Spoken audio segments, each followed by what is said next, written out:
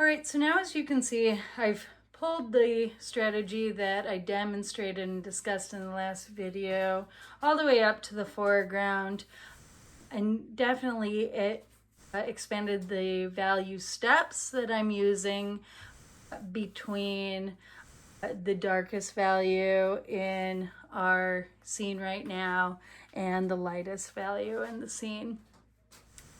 The next stage is slower, but definitely more fun. Now that we've gotten to this point, we probably will start working more with some of our smaller, more refined tools and denser charcoal, because we're not making major shape corrections. Now, I'll try to work through big broad spaces because that's good practice, but for this drawing where I've given you the prompt that I want you to be flexible and be able to add new things to the space, this might not be a thing you want to do everywhere. You might just early in the drawing decide, I know I want to keep a particular object in this drawing, so I'm going to apply more time and more refined tools just to that specific area. At this stage, that's really kind of how we use the tools anywhere. If you're trying to cover a lot of ground, again, I do recommend start high, work down low. That's the best way not to undo the careful work that you're doing. But you also get to just extend some creative decision making here and use the more detail capable charcoal tools to help create moments of that will draw the viewer in and invite more careful attention. All right.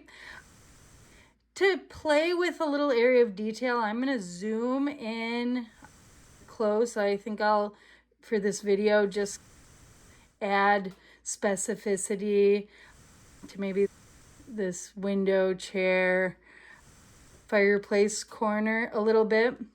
The tools that I have in my hand are, again, the compressed charcoal pencil, a clickable eraser. You're going to love this when you get one. I have the Tombow Mono here. Staedtler also makes one. It's set up like a little mechanical pencil, but at the nib it has a vinyl eraser. Things to know about vinyl erasers: they have some abrasive material. They also, as a material, have a little bit of stick to them. They're very much a cleanup eraser. They don't leave as much residue as the Pink Pearl does. They, as you can see, this clickable one comes to a nice small point, about the same size as a pencil, so you can get in the same areas. But they're not going to lift as much material as quickly. Sometimes you might opt to just pull off. If your areas are really dark, you might go at them with a shaped kneaded eraser before you bring in the little clickable eraser. I also have my blending stump, so I can get into areas and create kind of transitional tones in areas that I can't get to with my finger. And then I have my most compressed charcoal. It's going to give me my deepest, darkest black.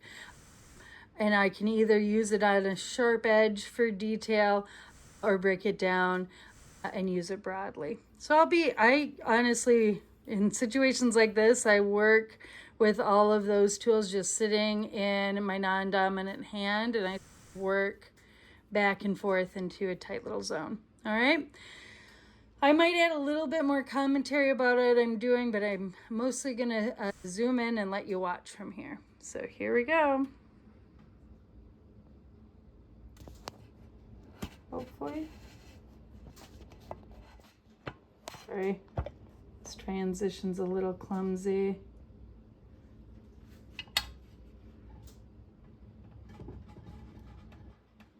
Okay, that's a pretty good spot.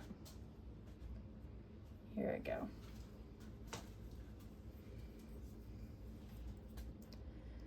So first thing that I'm gonna play with is adding a little bit of a window frame around here.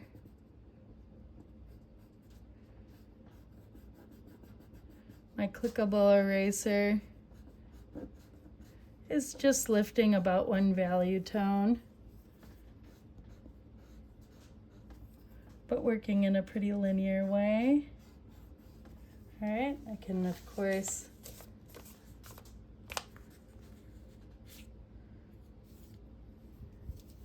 add my straight edge to the mix if I like the position.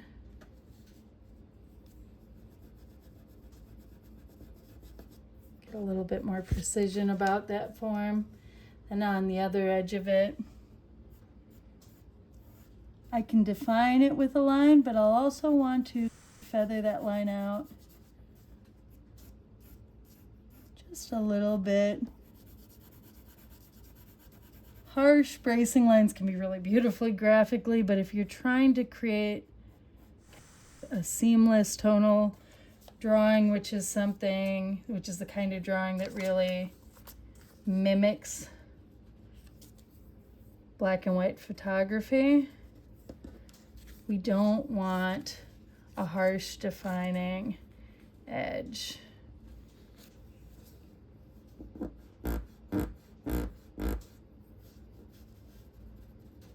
I change directions now to lift, but also this can be a tool that I use to start creating a little bit of surface texture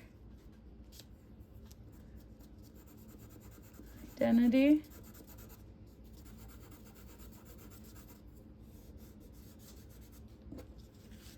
So carving out that edge.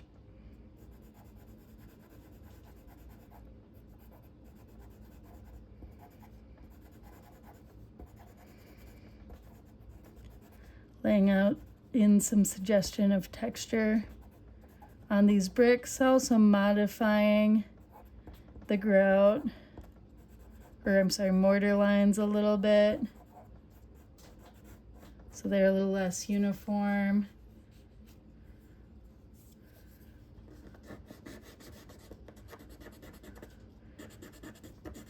Smoothing the blending stump really pushes your tone into the hills and hollows created by the paper's texture, so you can have a more smooth appearing surface.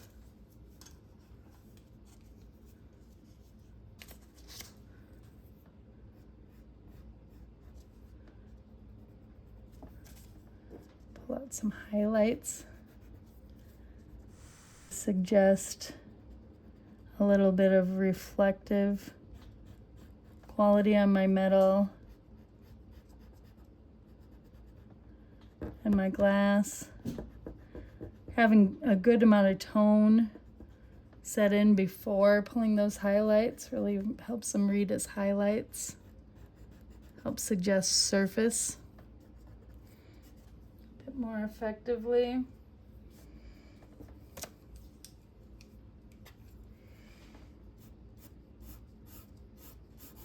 Setting a little cast shadow under my windowsill.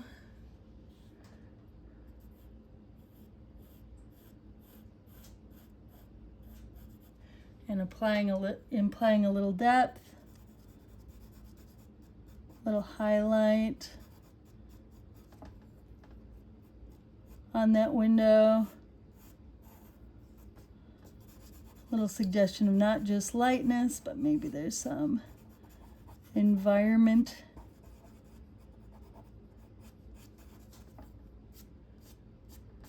That I see setting that space a little bit back. I could get really involved in seeing the neighbor's house back there if I wanted.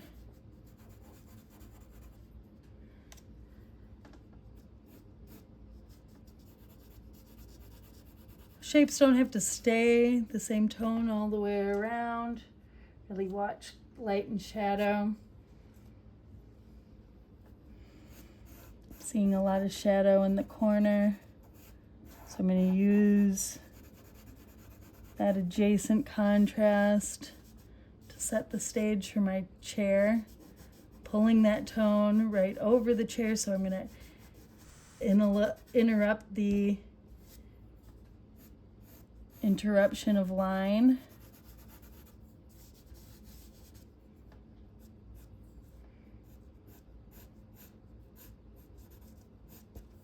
So already those surfaces feel more specific than they did 5 minutes ago. All right, now I'm going to start pulling that chair out. Actually, maybe I'll modify my wood floor. There's a tile pad first that I really haven't drawn. I'm going to lay that in with a bit of compressed charcoal just so you see. Every different charcoal brand is going to have a slightly different temperature to it, so it's not always a value game only. You get a warmer and cooler blacks. The warmer the tone, the more it's going to look like it's projecting.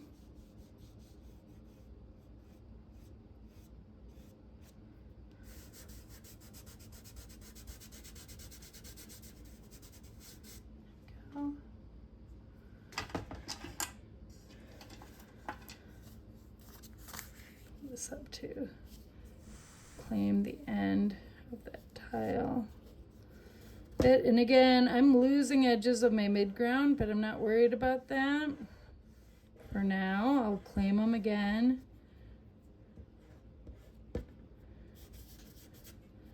Getting to the level of detail that I am back in this corner, I really won't necessarily have to visit it again for quite some time, and my tools will be that much more precise. So I'm just suggesting a little bit of that texture.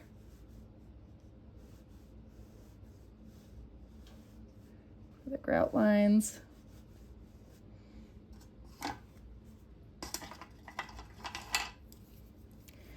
And pulling out some surface texture of the tiles. And I could really putz with those, but you're starting to finding a suggestion that makes this at least recognize that it's a different color and a different texture than the fireplace brick. And then as I move into the floor, I want a stiffer eraser for this.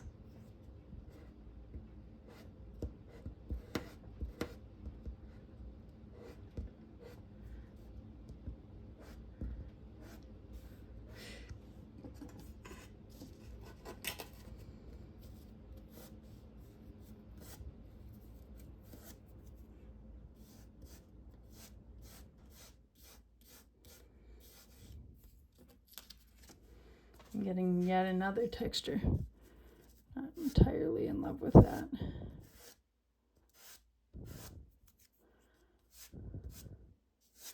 Layers of surface, remember.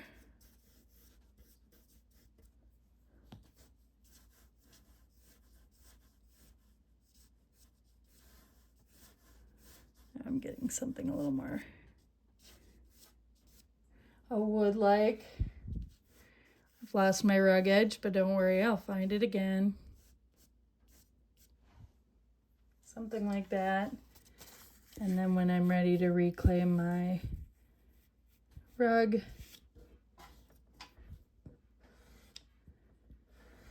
and table,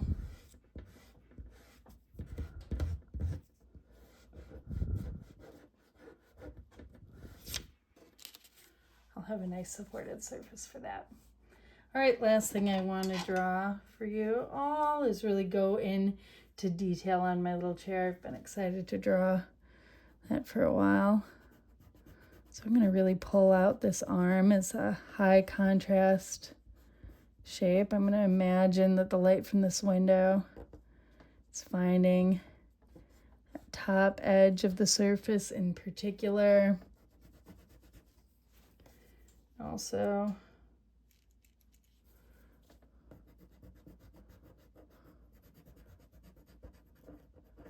finding the front edge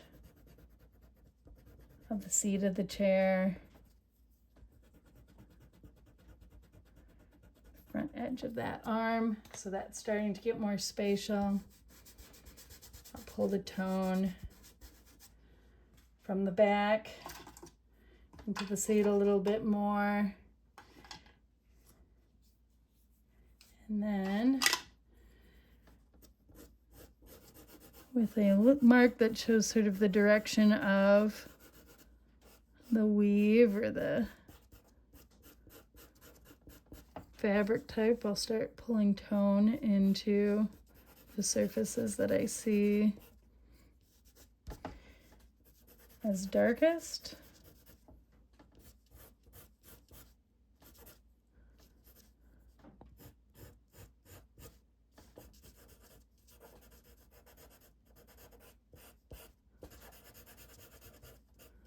Really get that shape more grounded.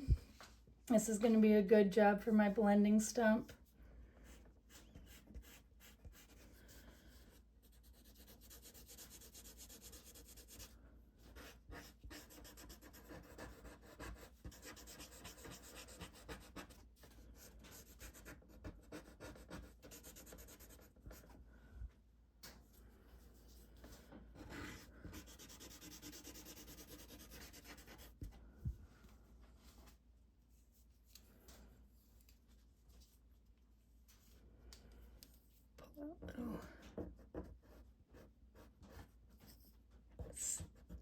Light caught on the seam,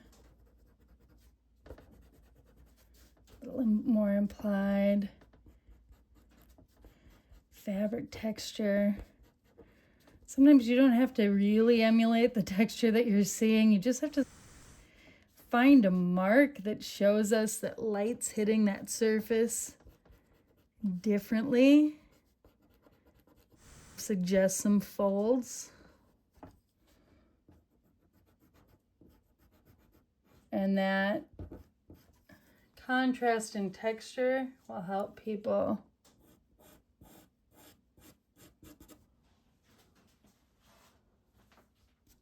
recognize that is a different material. Once I get that little chair really laid in, I'll even let some shapes overlap my couch edge because I want to be able to pull the couch edge out by just erasing, because it's going to be a brighter shape than that surface of that chair, at least as I see it where I'm standing. So now if I come back in on the arm of my couch, working right up to the straight edge. Love the way that looks. Pull that bright. It looks like it's confidently in front.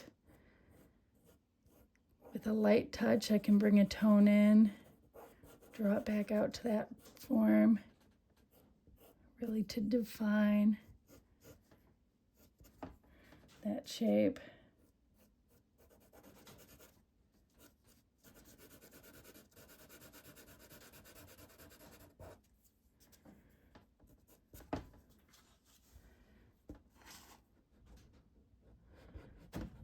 And this is probably where I'll stop for this demo, but hopefully I've gotten this little corner to a gratifying, more developed place of detail and texture.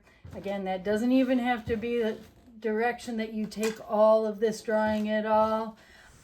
just find a little place to showcase some illusionistically rendered objects that you really develop your value work with. And then, yeah, show me something else. Hope this helped.